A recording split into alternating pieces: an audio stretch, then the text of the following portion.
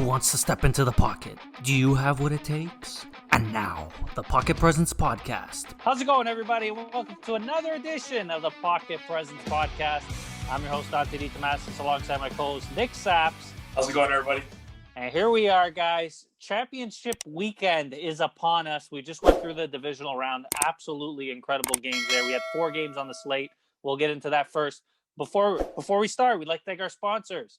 VIVACQUA Real Estate Group, guys. Check them out on Instagram at IdaViva. She's absolutely incredible. She knows her thing when it comes to real estate. She's very busy now these days, especially with the spring market coming up. If you guys want to sell your home, if you guys want to buy a home, if you guys want to rent your condo, if you guys want to buy a condo, you let her know. Go to Ida for all your needs.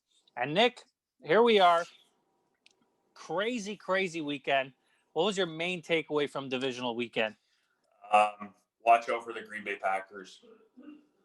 Yeah, that was my main takeaway. I guess another one is, for the love of God, Baltimore, get Lamar Jackson a number 1 wide receiver. That's another one too. I mean, I don't want them to, since being a Bengals fan and all that, but yeah, for the love of all that is good and holy and fun for sports entertainment purposes, please get him Nick, a number 1 wide receiver. Nick, I tell you, man, it's really hard to disagree with you there. But yeah, I mean, I don't know what he's supposed to do with Willie Snead and. Well, yeah. Nick, I got to tell you, mine is definitely that Chiefs and Browns game. We'll get into that later in the scores, but what the hell happened there? That was just madness. Andy Reid has balls of steel, Nick. He has balls of steel. Yep. And, I guess high risk, high reward. I mean, this guy just is fearless. He's literally fearless. Absolutely. So, all right, Nick. Let's get into the scores then. We got the divisional round scores presented by VIVACQUA Real Estate Group, Nick. Saturday games. Let's start with this one. LA Rams and Green Bay Packers. Absolutely incredible game on paper here. Rams were really banged up, and they showed it, Nick. Aaron Donald was just not himself. Jared Goff with a bad thumb. Packers took it to them. They did their thing. Devontae Adams, I mean, wow, what a play call that was at the 1-yard line. He got a 1-yard touchdown there. Packers look great, Nick. They're heading to the championship. They take it 32-18. Nick, heading into the Saturday nighter, I wasn't impressed with this game at all, but I still have to call it, between the Baltimore Ravens and the Buffalo Bills. Yeah. Nick, this was a hell of a defensive battle, really. And then that massive 101-yard interception was just a game changer in this one. Johnson took it to the house. Definitely a household name in Buffalo right now. And if you're a Bills fan right now, a lot of things make you want to shout, man, because you're on the move now and you're heading into the championship game. So the Bills got that spirit, right? They can just keep going, and it's in their fight song. And infectious. Man, oh man. Josh Allen is heading to a championship game. Bills take it 17-3, Nick. Saturday now, between the Browns and the Chiefs. Let's start with this one. Oh my goodness, what a game we had here. Just when you're thinking the Chiefs are going to run away with this game, 19-3 at halftime. They had that controversial helmet-to-helmet thing from Higgins there. Yep, that resulted in the touchback. Fumbles, unbelievable play. That was literally the game changer in this game. And then Mahomes gets hurt in the fourth quarter, guys, and we're all thinking, the Browns are done. And then you mean the Chiefs? The Chiefs are done. Sorry, the Chiefs are done. Excuse me. The Chiefs are done. And all of a sudden, Cleveland's got a miracle in the works here that nobody ever would have predicted in a lifetime. I don't care who you are. And then Chad Henne comes in, throws an interception. The Browns, they look like they're going to do it. They have the time left. They have the timeouts. They have the plays. And all of a sudden, they don't execute. And then all of a sudden, the Browns need to stop. 4th down, Nick. And inches. Chad Henne is out there. Everyone's like, okay, they're going to call a timeout, burn some more clock. All the charades. Baker Mayfield's looking on the sidelines. We're going to get another opportunity, blah, blah, blah, blah, blah. Romo didn't even think they were going to snap it. And Andy Reid, with balls of steel, snaps that ball and throws a quick out to Tyreek Hill, and bang, the game is over. The Chiefs are in the championship game. Unbelievable, Nick. You can't even describe this game. It was just madness galore. Chiefs take it 22-17. They're moving on. Nick, now to the Sunday nighter between the Bucs and the Saints. Another incredible game here. Tom Brady versus Drew Brees. As we know, this is now probably going to be Brees' last game on paper. We'll see what happens here, but he just wasn't himself in this one. A lot of disguised coverages that he just didn't read properly. A lot of key turnovers at key times in the game, and the Bucs took full advantage off points. Brady did his thing, and he's just a playoff machine. I mean, there's no doubting it this time. Bucs take it 30-20, Nick. They look incredible right now. Mm-hmm.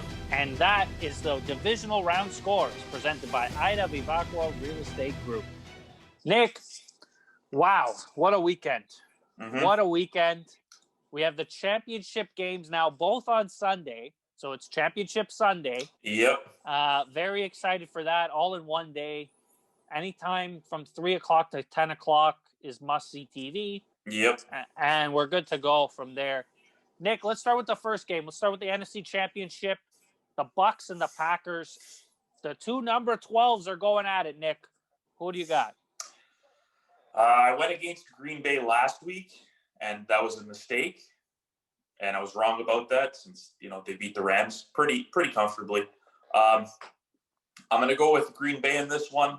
I just think that the offense is unstoppable right now, and I don't care who the Bucs field on defense. It just looks like Green Bay can score or is capable of scoring on every single drive. And, to start off the game, and I'm switching over to Tampa Bay right now. Yeah. They were just a little too inconsistent off the start against the Saints. And right. Unlike the Saints, Green Bay is going to punish you for those 3 and outs and those missed opportunities. So, yeah, I like the Packers in this one, 30-24. Yeah, Nick, it's hard to disagree with you with this one. I mean, the way Tampa Bay did start out that game in New Orleans, it was pretty bad. A lot of people won't realize that because of that final score, but they started off really bad. If they come out anything like that against Green Bay, look out. Green Bay could easily be up 14-21 nothing. Yep. It's like you said, that's a great point. I see this game being another touchdown game, similar to your score. But I think it's going to be a little lower. I have it 24-17 for the Packers. Mm-hmm. So for me, I just think Aaron Rodgers is going to do enough here. The Tampa's defense, though, we cannot count out. They have the number one run defense, which is right, exactly, for sure. Exactly, and it's huge. It's huge because the way they've made turnovers at critical times, Nick. You never know with this team. You never know with this team. They showed it in New Orleans. They created 4 turnovers, Nick. 4 turnovers. That's a lot of turnovers in one game. It is. I don't know if I can see Rodgers throwing an interception, but you never know with the fumbles, right? You never know with an Aaron Jones fumble, Jamal Williams fumble, Devontae Adams maybe even fumbling. Tanyan, whoever, right? Exactly. So Green Bay's going to have to take care of the football in this one. Should be interesting. But then again, I still like the Packers because I still think the Packers are going to get to Brady somehow.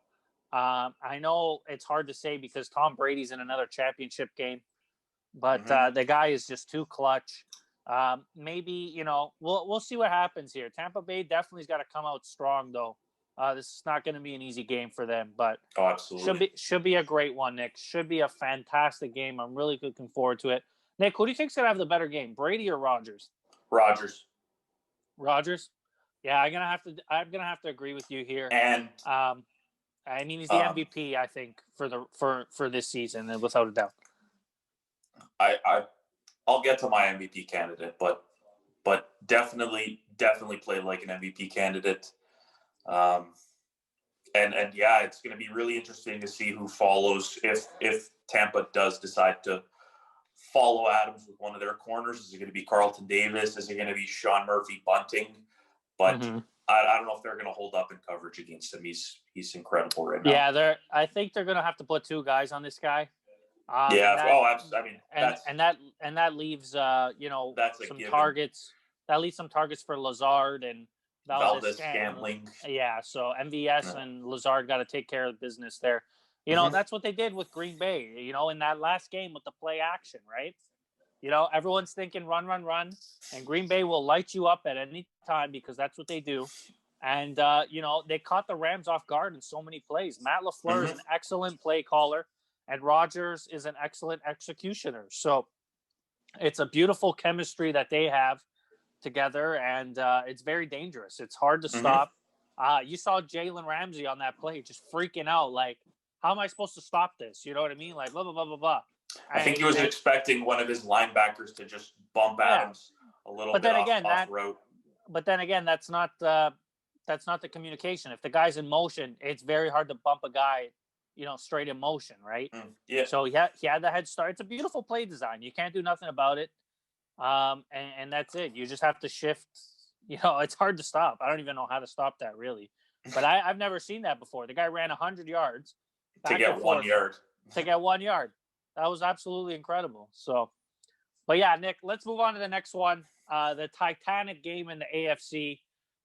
Obviously, the big question here with the Bills and the Chiefs is the health of Patrick Mahomes. Just obviously without explanation, it's self-explanatory. If the Chiefs don't have Mahomes, they pretty much lose this game. If they have Mahomes, they have a shot. So, Nick, how do you feel heading into this game with the health of Mahomes? Do you think there's a big I can't see the NFL not playing this guy? Yeah, if he doesn't play, it is going to absolutely suck. I know. Because earlier on in the season, the Bills and the Chiefs actually played each other. The Chiefs won. Can't remember the score exactly, but as the season progressed, Buffalo's offense caught fire, and I remember telling you earlier on in the season that Buffalo is the only team that can beat Kansas City because they can score. They can score whenever the hell they want, however the hell they want, in whatever amount of time they want. And that's what you need to keep up with Patrick Mahomes and the Kansas City Chiefs. And I really hope that Patrick Mahomes does play, like I said, because it just makes the game that much more exciting and watchable and enjoyable. And you said Aaron Rodgers is your MVP candidate. Josh Allen is my MVP candidate. And I'm going with the Bills. I'm gonna take the Buffalo Bills to win this game. Oh wow! Oh boy! In part, just because their defense is a little bit better than the Saints. That is very true. Listen, I know defense probably won't matter in this game because Mahomes and Josh Allen are two incredible quarterbacks and two incredible athletes. But I like the Bills in this one. I trust that they continue to ride their momentum and they win 38-34. Holy smokes, that's a high scoring game. And I want to see a shootout. So I'm not here for defense. That's a great point. Nick. Definitely this playoffs needs a shootout game because we haven't seen one. Well, we saw Browns in Pittsburgh, but it was kind of like it was already a blowout. We haven't seen a real back and forth type of shootout yet. You know what I mean? Where both teams have 30 points and it's come down to the wire every possession. So we'll see how that turns out. Nick, it pains me to say this, but you're taking the Bills too? I got to agree with you here, man. Let's go. God almighty. It's so frustrating talking about this team, but I got no choice. I mean, if I got to watch Josh Allen and Stephon Diggs now light it up like this, Nick, they're tough to beat, man. They're tough. Incredible. They're incredible. All their wide, it's not just Diggs. Right. It's Isaiah McKenzie that separates. It's Gabriel Davis that separates. Beasley always has separation. Yeah. The tight ends are fantastic. But Josh, the thing is, Josh Allen makes the right reads, Nick. He makes the right reads and the right decisions. And he's really worked on his game. Exactly. And that's why you see that completion percentage just skyrocketed through the roof this year. And I expect it to maintain, honestly, because he's got so much poise in that pocket. even though they scored 17 points, Nick, Josh, like Stephon Diggs still had a numerous amount of catches. I don't see anyone putting a body on this guy. Like, I know the Chiefs have Tyrann Mathieu and all these guys and Breeland maybe, but none of these guys can stop Stephon Diggs one-on-one. I don't care who they are. They got no shot at stopping this guy. And that's the thing, right? This is a completely different game than the last game that played because the Chiefs had Clyde Edwards-Helaire, and now they don't have him. And they might not have him. Yeah, they might not. I still don't think he's going to play. But we're recording this on Wednesday. Yeah, today's Wednesday. Today is Wednesday. We'll find out on Thursday. Sunday, I think tomorrow's going to be the biggest tell for if CEH. Mahomes, and Mahomes to see. And Mahomes is limited today, so we'll see what happens there. I don't know about Clyde Edwards-Helaire, but at this point, I don't care. He's not going to make that much of a difference. Yeah. They're not going to run it 30 times a game. They're going to throw it 30 times. Yeah. So. Well, Nick, I got 34-28 Bills. I just, this is a different animal. This is not the Cleveland Browns. This is the Buffalo Bills. Like Kansas City's going to have to wake up and smell the roses here. I actually think the Bills take a substantial lead in this game. I would say maybe 14-0, 17-0. Sure. And KC just finds a way to claw back, and that's how I see this game going, because what we're gonna find real quick if Mahomes is healthy or not. Yeah, for sure. Right in the first few plays, I could see Sean McDermott, disguising some plays there to see how Mahomes is. Yep.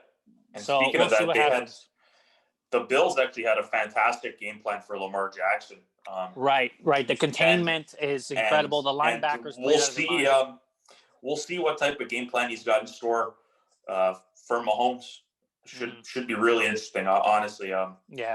That'd be an amazing.